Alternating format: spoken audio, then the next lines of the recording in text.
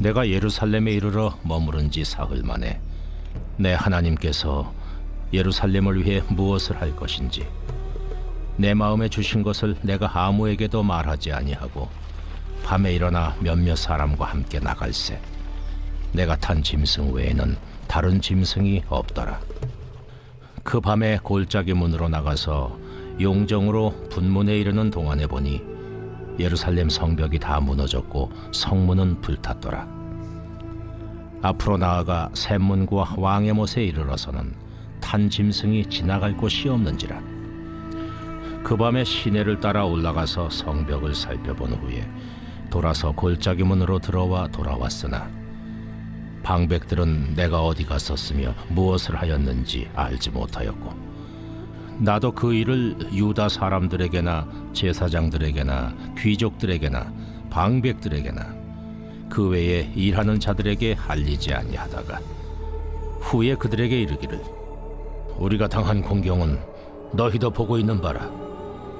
예루살렘이 황폐하고 성문이 불탔으니 자 예루살렘 성을 건축하여 다시 수치를 당하지 말자 하고 또 그들에게 하나님의 선한 손이 나를 도우신 일과 왕이 내게 이른 말씀을 전하였더니 그들의 말이 일어나 건축하자 하고 모두 힘을 내어 이 선한 일을 하려 하매 호론 사람 산발락과 종이었던 암몬 사람 도비아와 아라비아 사람 게셈이 이 말을 듣고 우리를 업신여기고 우리를 비웃어 이르되 너희가 하는 일이 무엇이냐?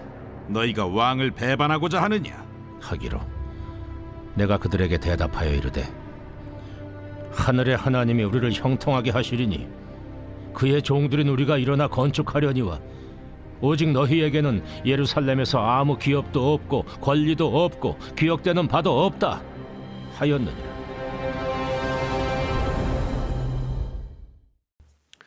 오늘도 이렇게 새벽부터 하나님의 말씀을 사모하여 나오신 그리고 기도의 자리를 사모하여 나오신 성도님들을 환영하고 축복합니다.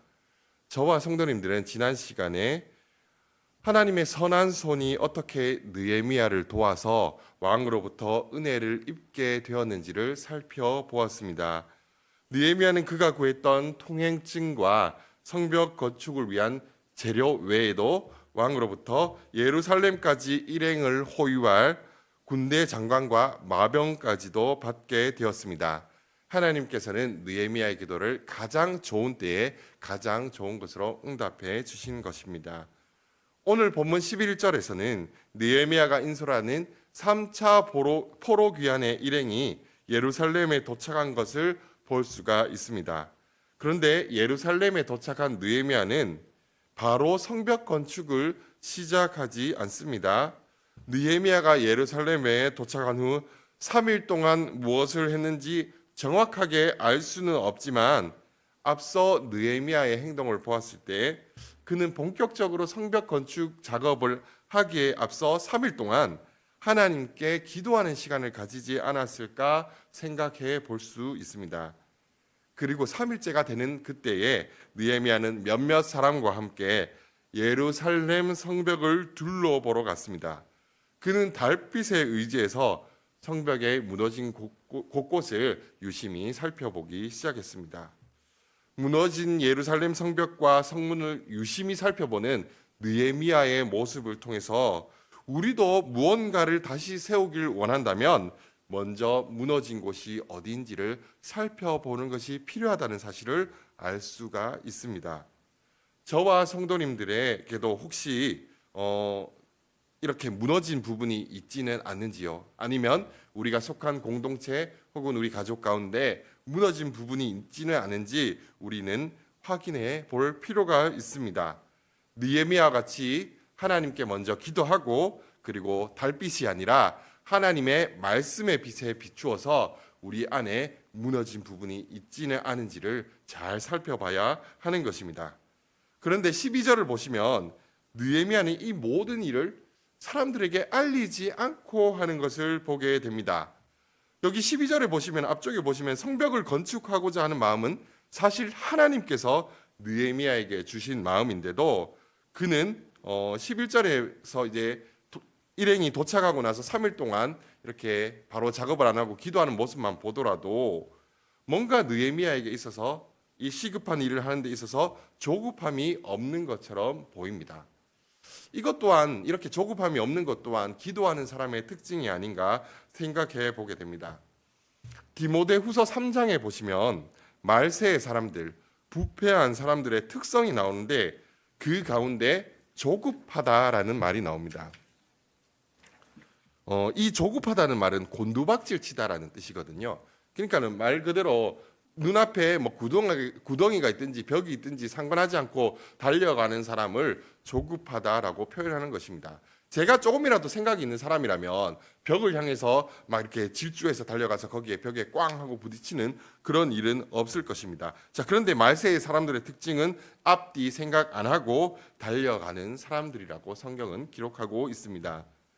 그리스도인들은 말씀보다 앞서지 말아야 합니다. 조급한 마음이 들더라도 하나님께서 무엇이라고 말씀하시는지를 먼저 구해야 하는 것입니다. 그렇기 때문에 오늘 성도님들도 새벽부터 말씀의 자리, 기도의 자리로 나아오신 줄로 믿습니다. 저와 성도님들이 말씀보다 앞서지 않고 항상 기도와 말씀 가운데서 하나님의 인도하심을 구하며 나아가는 복된 은혜가 있기를 소망합니다. 느헤미야는 성벽을 건축하기 위한 모든 사전 작업을 마친 후에야 사람들에게 이 예루살렘 성을 건축하자고 이야기합니다. 느헤미야가 무엇이라고 이야기하는지 제가 17절의 말씀을 읽도록 하겠습니다. 후에 그들에게 이르기를 우리가 당한 공경은 너희도 보고 있는 바라.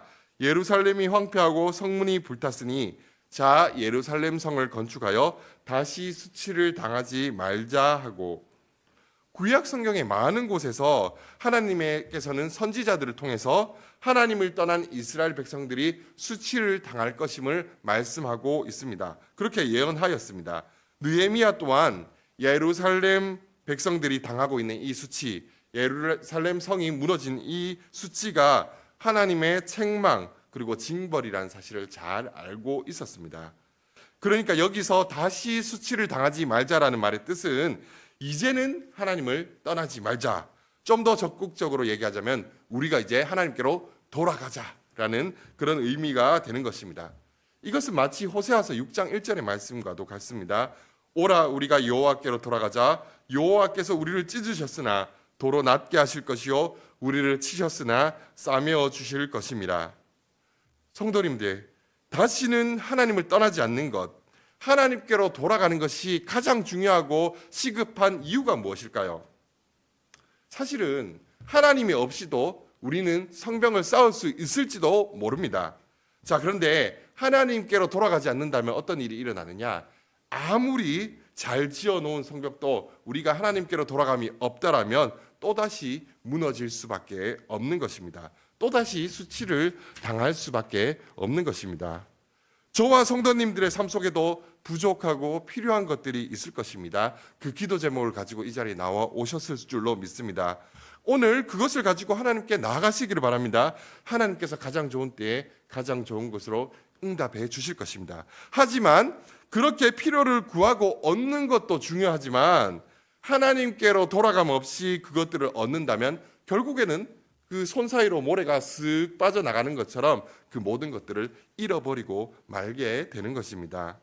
우리의 필요를 구하기 전에 우리가 먼저 구해야 할 것은 하나님께로 돌아가는 것, 하나님께로 더욱 가까이 가는 것이라는 사실을 우리는 기억해야 하는 것입니다. 이제 18절부터는 하나님의 백성들이 하나님께서 주시는 한 마음으로 성벽을 건축하려고 합니다. 그런데 예루살렘 성벽을 건축하려고 하는 유다 백성들을 탐탁지 않게 여기는 무리들이 등장을 합니다. 19절의 말씀을 제가 읽어드리겠습니다.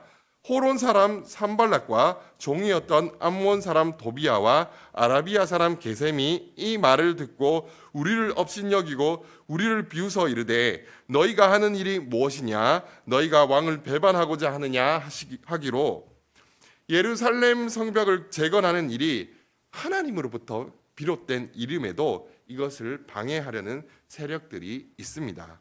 우리 또한 하나님의 일을 하려 할 때에도 방해하는 사람들이 있을 수가 있는 것입니다. 그럴 때 우리는 어떻게 반응해야 할까요? 20절의 말씀을 함께 보시겠습니다. 내가 그들에게 대답하여 이르되 하늘의 하나님이 우리를 형통하게 하시리니 그의 종들인 우리가 일어나 건축하려니와 오직 너희에게는 예루살렘에서 아무 기업도 없고 권리도 없고 기억되는 바도 없다 하였느니라. 성도님들, 이 말씀처럼 하나님의 일을 방해하는 자들에게는 하나님으로부터 아무런 기업도 권리도 심지어는 기억되는 바도 없습니다. 그럴 수밖에 없는 이유가 하나님의 일을 방해한다는 것은 하나님을 대적하는 것이고, 마찬가지로 하나님의 백성을 대적하는 것은 하나님을 대적하는 것이기 때문입니다. 하나님을 대적하는 자들은 하나님께서 알아서 물리쳐 주시고 심판해 주십니다. 우리가 해야 할 일은 이들과 싸우고 씨름하는 것이 아니라 그저 하나님의 편에 서서 하나님께서 맡겨주신 일들을 묵묵히 신실하게 감당하는 것입니다. 하늘의 하나님이 우리를 형통하게 해 주실 것을 믿고 우리는 하나님께서 맡겨주신 일을 감당하면 되는 것입니다. 저와 성도님들의 삶이 하나님의 편에 서는 복된 삶이 되시기를 소망합니다.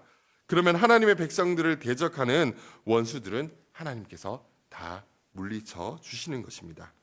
말씀을 마무리하겠습니다. 오늘 저와 성도님들이 기도하실 때에 나에게 혹은 나의 주변에 나의 가족에게 내가 속한 공동체의 무너진 부분을 바라볼 수 있게 달라고 기도했으면 좋겠습니다. 그리고 이 무너진 부분을 회복하기 위해서 가장 우선적으로 먼저 나의 마음이 하나님께로 돌이킬 수 있게 해달라고 그렇게 기도하기를 원합니다.